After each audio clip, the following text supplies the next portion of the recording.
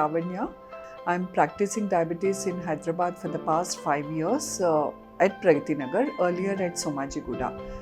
See, the reason why I started practicing diabetes is when I was doing house surgency. Oka patient ki oka chinna wound start ayindi kaalilo when I started my house surgency. And by the time I finished my house surgency, ayanaki above the knee amputation varaku vellalsi vachindi. Maybe that was the time I thought that could have been prevented ane idea to because I'm from Guntur Medical College, and for me to study in Chennai it was a little problem. So, and then luckily there was this program at Kilpak Medical College where I could do special training in diabetes. And I take this opportunity to thank my professor Sundaram Garu, who made me understand the basics of diabetes. So whatever he taught me, నేను ఈరోజు కూడా నా పేషెంట్స్తో I take time to make them understand the basics of diabetes. So there are so many myths అండి, అపోహలు ఉన్నాయి. Diabetes అంటే తెలియదు, అది సైలెంట్గా ఉండటం వల్ల, పెయిన్ లేకపోవటం వల్ల, సరైన అవగాహన లేకపోవటం వల్ల చాలామంది డయాబెటీస్తో ఎన్నో కాంప్లికేషన్స్ తెచ్చుకుంటున్నారు.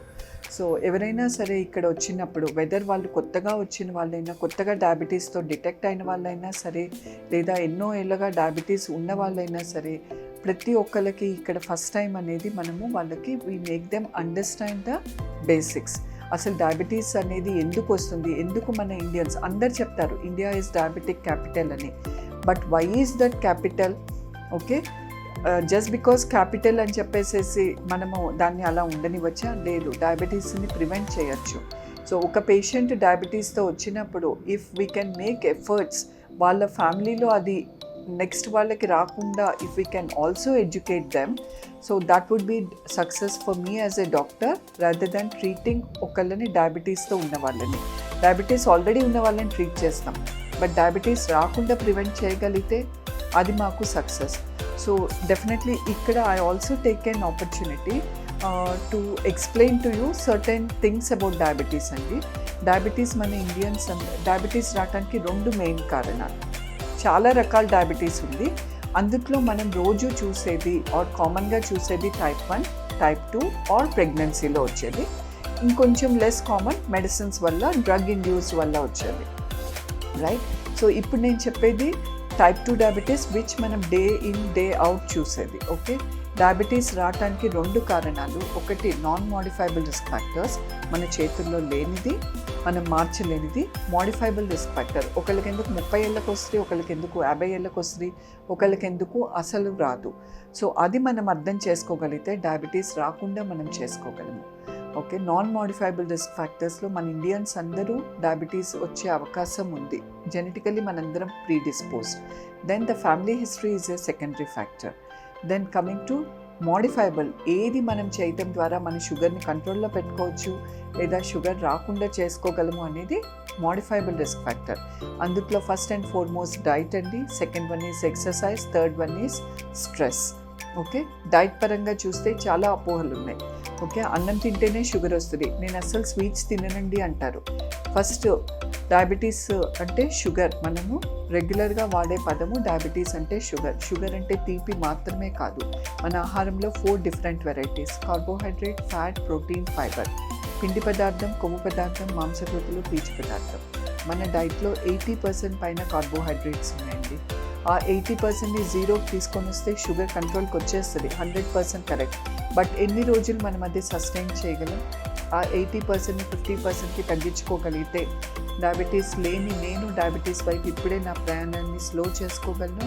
డయాబెటీస్ ఉన్న నా పేషెంట్ వాళ్ళ డయాబెటీస్ని కంట్రోల్లో పెట్టుకోగలరు. సో కార్బోహైడ్రేట్స్ అనేవి మనం తినేవన్నీ కూడా వాటికి సంబంధించిందే. Portion control is the main thing. Okay, and then exercise అనేది ఏంటంటే మన గుండె 70 సార్లు కొట్టుకునేది 120 సార్లకి వెళ్ళినప్పుడు మనం తిన్న ఆహారం క్యాలరీస్ రూపంలో ఖర్చు అవుతుంది. సో ఎక్సర్సైజ్ అనేది తగ్గిపోయింది, మనం తీసుకునే ఆహారం పెరిగిపోయింది, ఖర్చు చేసే తగ్గపోవటం వల్ల ఈ లైఫ్ స్టైల్ డిజార్డర్స్ అనేవి మనకి చాలా కామన్ అయిపోయినాయి. అట్లానే all of us have lot of stress in many ways మన లైఫ్లో. స్ట్రెస్ని మేనేజ్ చేయడానికి మళ్ళీ ఎక్సర్సైజ్ అండి, and then it is the pranayama, and meditation. ఈ 3 మన హెల్త్కి పిల్లర్స్. ఓకేనా? సో ఒక డాక్టర్గా మా పని టిప్ ఆఫ్ ది ఐస్బర్గ్, మిమ్మల్ని సరైన దారిలో తీసుకొని వెళ్ళటము. పెరిగిన షుగర్ని ఎంత త్వరగా కంట్రోల్ చేయగలిగితే మన తల నుంచి పాదాల వరకు ఉన్న అన్ని ఆర్గన్స్లో వచ్చే కాంప్లికేషన్స్ మనం ప్రివెంట్ చేయగలుగుతాం. You can have a good quality of life. Okay, but అది అయిపోయాక ఒకసారి ఆ లెవెల్స్ నార్మల్కి వచ్చాక, బికాస్ పెయిన్ అనేది లేదు కాబట్టి మళ్ళీ మనము పాత దానికి వెళ్ళిపోకూడదు, ఇంపల్సివ్గా తీసుకోకూడదు. అది అర్థమయ్యేటట్లు చెప్తూ మీ హెల్త్ మంచిగా ఉండటానికి మీరు నేను కలిసి కృషి చేస్తేనే మనము ఎన్నో సంవత్సరాలు ఎలాంటి ప్రాబ్లమ్స్ లేకుండా we can lead a healthy lifestyle disorders అనేవి BP, cholesterol, weight and then diabetes. ఈ 4 బెస్ట్ ఫ్రెండ్స్. ఒకటి వస్తే మిగతా 3టిని పిలుచుకొని వస్తుంది. సో వీటన్నిటికీ వెయిట్ మేనేజ్మెంట్, మన వెయిట్ ఒక 5 to 10% తగ్గితే 50% కాంప్లికేషన్స్ రాకుండా చేసుకోగలము. సో ఇది మెయిన్గా little thing to tell about ఏంటంటే డయాబెటీస్ అనేది ఎంత మనము ప్రివెంట్ చేసుకోగలము, ఎంత కంట్రోల్లో పెట్టుకోగలమో మన చేతుల్లో ఉంటుంది. ఓకేనా? ఇన్సులిన్ అనేది బాడీకి అలవాటు అవ్వటం అంటూ ఉండదండి. మనం బ్రతికినంత కాలం ఇన్సులిన్ కావాలి. అది మన ఒంట్లో దాన్ని అవ్వకుండా చేసుకునేది కూడా మన చేతుల్లోనే ఉంది. Thank you.